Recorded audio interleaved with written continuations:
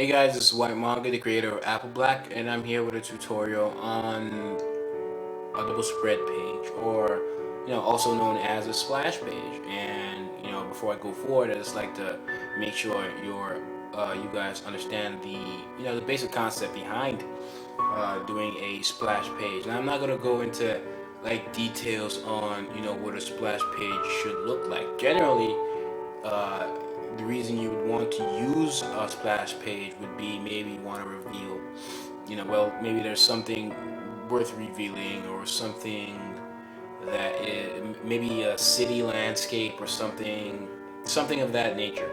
Or maybe it's an action scene and there's a giant in a city, or two giants are fighting Godzilla, King Kong kind of thing.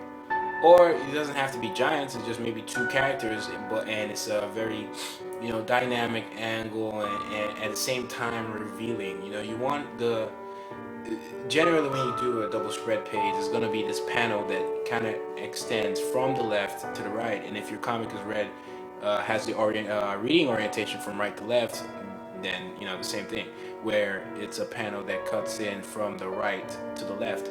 Now it doesn't always have to be this big. It doesn't always have to be this big panel that cuts from one page to the other. It could be something small. Now, but before I go into that kind of detail, I just want to go into the basics. Basically, when you want to do when you want to do a double spread page or a splash page, it generally has to be something where it's kind of starts where you can see both pages.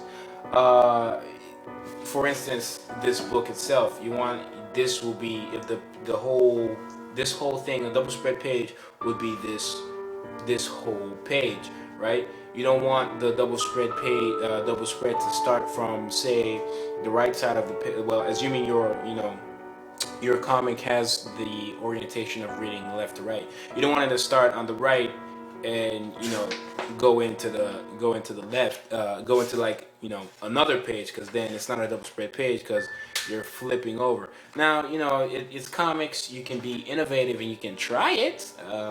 See if it works, and you can have a drawing. Sorry, my light just fell off. But you can have a drawing that starts from here, and it's say you have the hand going in, and the hand continues into this page. I mean, it might be interesting to to look at, but I don't think I'm not too sure how well that works. So generally, you want it to start from here. Well, you don't want it to occupy a page that you can, the reader can see without having to flip the page. There's that. And depending on what paper you're using and how you even create your comics, it could be a situation where all you have to do is get two pieces of paper and join them. Join two pieces of paper and you join them somewhere in the middle, and you just draw over it. Now with, say, deleter paper and the paper I use, I'll get into how I do it with those kinds of paper, because at the end of the day, with that kind of paper, there's a way I use them. Not all of the paper is going to be seen, but if it's a situation where you utilize all of the paper, then this should be a piece of cake where you just join the two papers together and you work. Or you can, if you work digitally, right? If you work digitally, you can say your page size is normally like this. Then the canvas you're working on your software, whether it's Photoshop or Manga Studio, you kind of just double the width, and it'll kind of simulate as if it's two pages, and you just work as a whole. So digitally, double spread pages should be easy. All you need to do is double the width, and you'll be fine. But it's just to understand the concept that for the parts that are being shown, it should be it should utilize both pages. The reader shouldn't have to flip. I mean, if you want the reader to flip, like I suggested earlier, that would be kind of innovative. It might work. I don't think it's gonna work. I don't know. It depends on how you pull it off. But I'm not against people trying to do some innovative things in these in sequential art, so you can try it if you want. You know, maybe flipping the page is supposed to give some extra feeling. I have no idea, but generally you have to see both pages, and the drawing kind of extends. So it's, for instance, if this was a punch, and it goes, it cuts in. Now this is like me separating the two pages. Let's say that they're actually joined instead. Now let's say they're actually joined. So you actually have them joined, and you have your punch.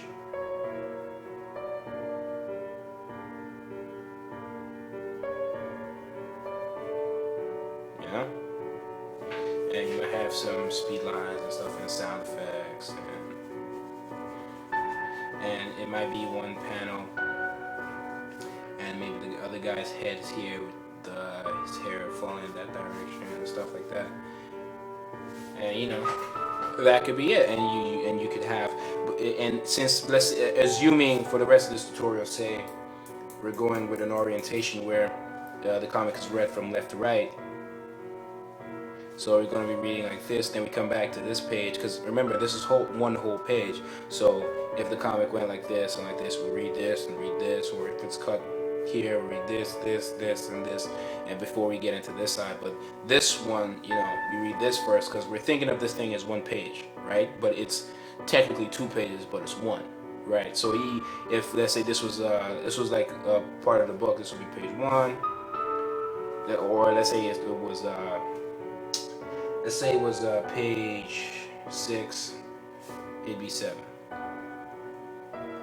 You know, if this was 7, it'd be 8. It depends on how the comic started. But anyways, so this is how it work. Some people may have, say, another page, another kind of double spread page that, say, you know, again, reading orientation is left to right. So this is left, and this is right. You can even have something where this is a whole panel, and maybe, you know, you have, say, some speed line, sound effects, and maybe a character is kind of blocking a shield or something, and it's maybe like fire from a dragon. You can have like the dragon's mouth here, and the fire, you know, flames and stuff like that. Characters like here, maybe with a sword.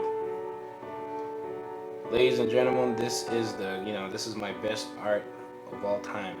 You have, you know, maybe more speed lines, not speed lines, sound effects. Just you know, generally I like to use sound effects where I put 2 exclamation marks together, and the whole idea of that is to allow the reader. This is my style, allowing the reader kind of envision or imagine what the sound would be, and I'm just using the size of the exclamation mark to to dictate how loud it's gonna be. So I don't do this all the time. Sometimes I actually put in sound effects where I say, you know, thumb, or I rarely use pow because it looks so old and vintage and just, you know, cliche and very comic-y or something like that. If I was doing a comedy comic or something like that, maybe I'd use it just for laughs. But, you know, maybe a thumb or a vroom, you know, maybe starting of a motorbike, or still use boom because, you know, I don't know. I don't think that gets old. Something like that. Most times with if I'm using words, I like to use repetition. So let's say if it was a car, instead of just like a vroom, maybe I just keep doing the R's. And even at the end of it, I still do like a double exclamation mark. And I've seen a lot of people start to utilize this. I'm not saying anything. I'm just saying that, you know, it's kind of like I feel good when I see people use this. I've seen a lot of people use this before I did, right? But not at the length, not the same way. People use maybe once in a while. Maybe a character is in shock, and we just, you know, have maybe one exclamation mark, or a question mark and an exclamation mark. But, you know, I tend to use it throughout my comic a lot. For those who read Apple Black, And you know, I've seen a lot of people utilize this, and it kind of simulates what like Japanese sound effects Japanese sound effects do, right? But you know, so in a way, it still has that you know feel, but it's English. It's just exclamation marks, or it's not even necessarily English, but it's a universal. Is a universal sign. That's why I like it, and that's why I like using it. Anyways, we got a little sidetracked. Anyways, you have your little dragon here or whatever, you know, with flames. And like I said, this is my greatest artwork, and maybe some speed lines here. But you can see that this is the middle of the page, right? This is, say, I don't know, page 100, and this is page 101, and it's in the middle of the page, and it extends, and then you know you can have other panels here. Some maybe people are watching and they're in shock. They're in shock too, or something like that. You know, it's up to you. And you know that's basically the concept behind this kind of stuff. So it's up to you what you want to pull off there. You know, you can do something like this. You can even do something similar to this, but instead of it starting, it's at the bottom. You know, it's really up to you how you want to do it. But I just want to get across the concept of the idea of the double spread page or the splash page. That is, you know, it's just basically two pages joined together. You know, it shouldn't be too complicated.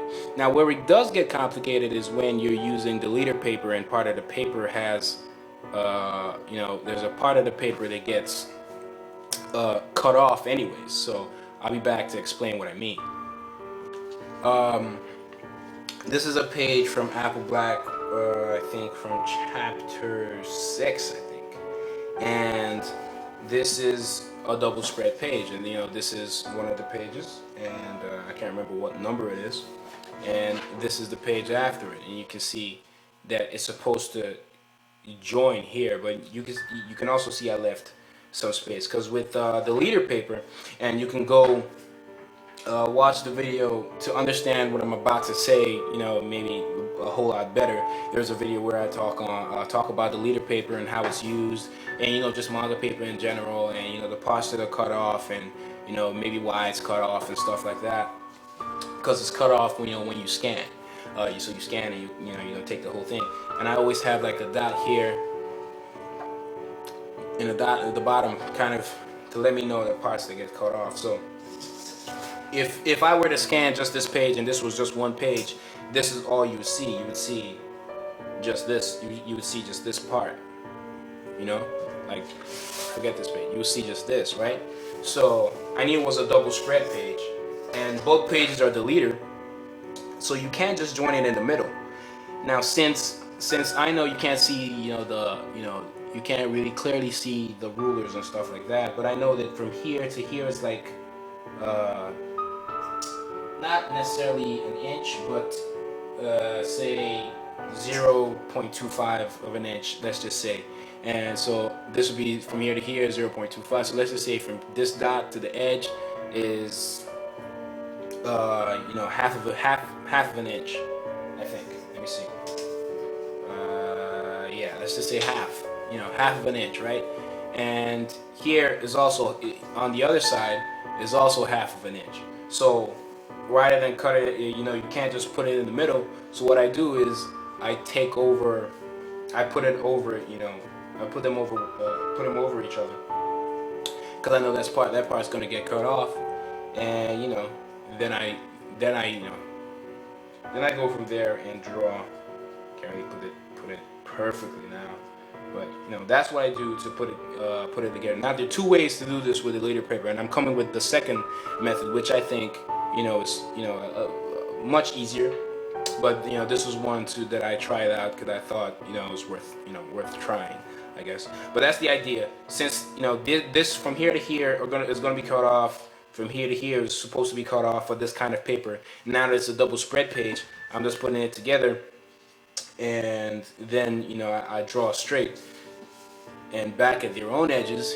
Here to here gets cut off, and for the other side, here to here gets cut off. And to keep the paper still, I normally utilize some kind of tape to do that.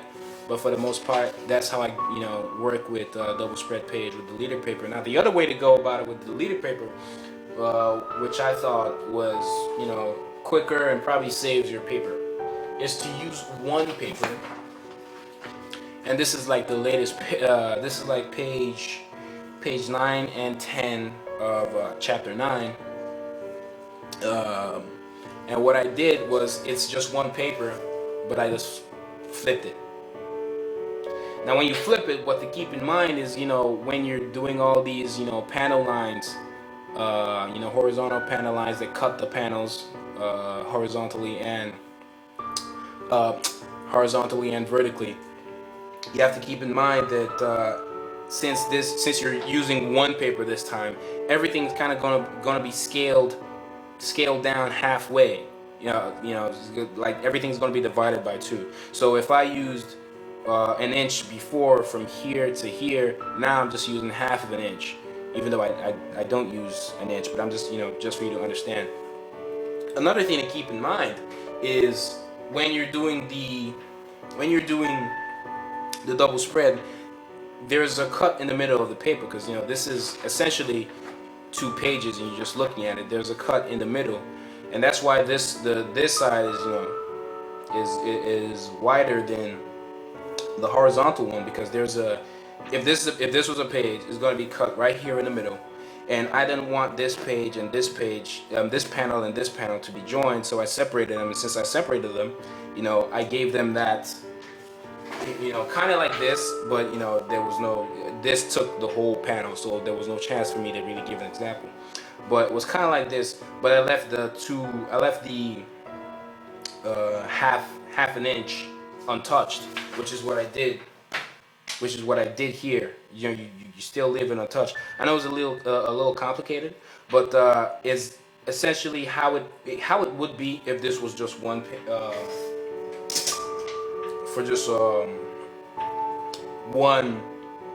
one page. This is all you see, assuming this wasn't a double spread. Forget about this. This is how you'd see it, right? And same thing goes for here. So since it's 2 joined together, you still want to keep those spaces. That's all. That's really all I'm saying. And I think you'll understand a whole lot better, when if you watch the video I have on papers. Now this is just it's a little bit complicated, but that's how I work, with the when I try to do double spread pages or splash pages, however or whatever you want to call them. And that's the basic gist. If I ever get the chance to be practical, I'll probably upload a practical tutorial, but I don't think you need a practical tutorial. It's just understanding the paper, and you kind of have to understand your style and what you're going for. Especially if you're working digital, it's going to be easy. You just, like I said, you just double the width of the paper. But if you're working traditionally, just understand the paper. Especially if you're using the whole paper, then it wouldn't matter. All you need to do is just join both papers together. But for me to use the way I use digital and keeping it uniform throughout the whole comic, I try to, be careful with these kind of things. So back here, exactly what I'm saying, you can see this takes the whole panel. But here, I never touch here in my pages.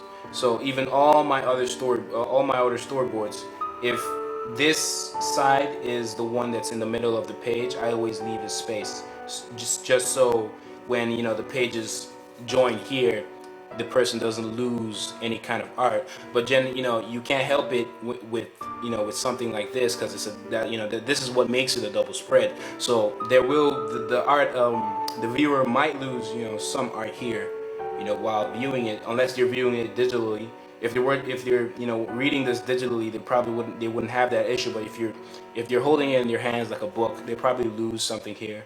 And to prevent that from happening here, since it's 2 panels, it doesn't need to happen. So I still treat it like it's one page, and treat this like it's a page of its own. So essentially, I will still have that cut. All my pages, the pages, the side that is in the middle of, I guess, the whole book.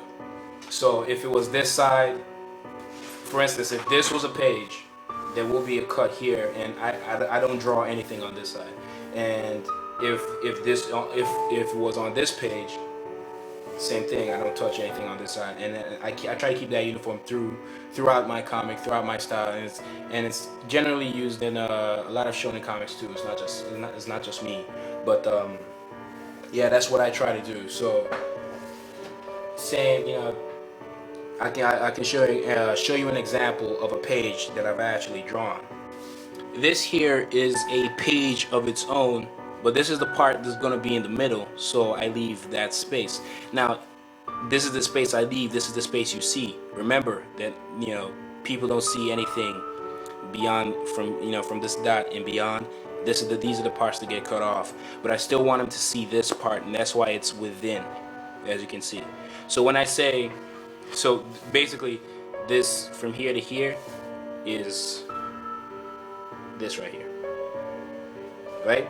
And the other page, if let's just use this same page, but it was upside down, so this would be it. So this right here would be basically this, but these parts get cut off. That's all. I hope you understand what I said.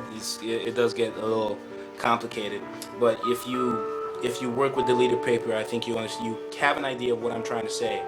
And I think the simplest way to go about it is this: you just flip it upside down. This is the middle of it, and the paper has rulers where they tell you where the middle is. And this is, you can see it's 0 right here, 1, 2, 3, 0, 1, 2, 3, and that's basically it. That's how I do splash pages. And remember, when you're drawing, if you're using one paper, remember that you're going to be drawing everything kind of divided by 2 in size. So even when I'm going to be putting in the text is going to be half the size of text it normally is. The way my line weight is, everything is just going to be half the size it normally is. Even though it's going to be difficult to do it, but you at least try. Just for the whole comic to have some sense of uniformity and stuff like that. So I hope you guys enjoy this video. I will be back with actually an actual toned and finished version of this page, and I hope you learned at least something and have a better idea of how I do double spread pages and splash pages and stuff like that. If you're working digitally, it's easy. Like I said, you just double the width. If you work with paper that you use all of it, and like unlike me where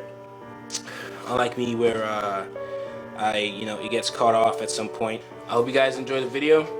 I will be back with the toned version of this page, and this page is actually, like I said, page 9 and 10 of chapter 9.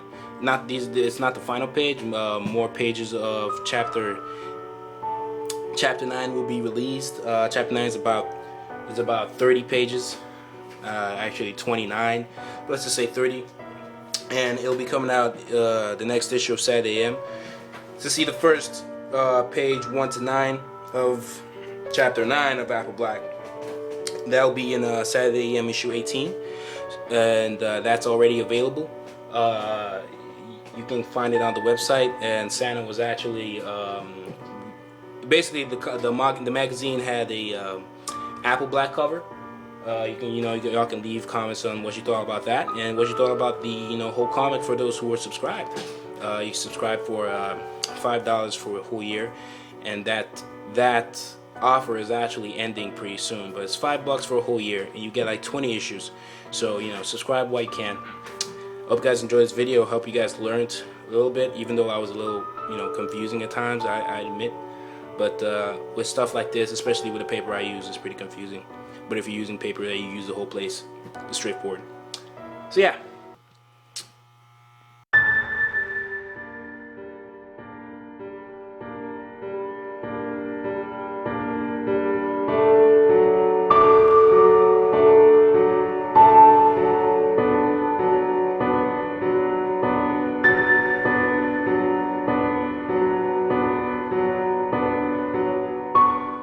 Just don't forget to like and favorite this video.